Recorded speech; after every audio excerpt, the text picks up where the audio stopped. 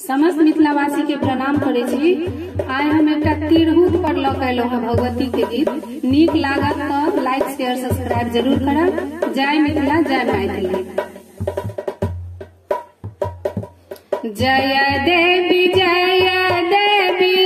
राजकुमारी सिंह चढ़ल माही खासुर मारी। जय देवी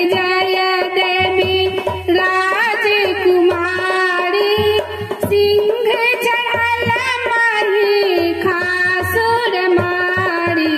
प्रथम बरस देवी बालक रूपे, प्रथम बरस देवी बालक रूपे। बड़ी सुकुमारी सन देखैता स्वरूपे। जय देवी राजकुमारी सिंह चढ़ल माही खासुर मारी। जय देवी राजकुमारी सिंह चढ़ल माही खासुर मारी।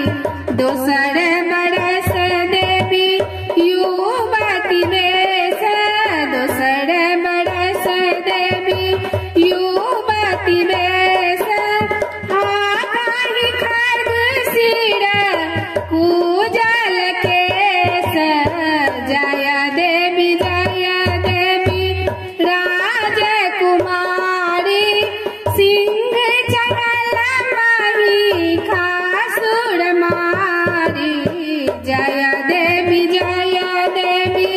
राजकुमारी सिंह चढ़ल माही खासुर मारी। तेसर बरस देवी जोगिन वेश, तेसर बरस देवी जोगिन वेश। सिंह चढ़ल रन करु परवेश। जय देवी राजकुमारी सिंह चढ़ल माही खासुर मारी। जय देवी राजकुमारी सिंह चढ़ल माही खासुर मारी। चारिम बरस देवी वृद्धक रूप, चारिम बरस देवी वृद्धक रूप। शरण में लो मैया हरहु कलेश। जय देवी राजकुमारी सिंह चढ़ल माही खासुर मारी। जय देवी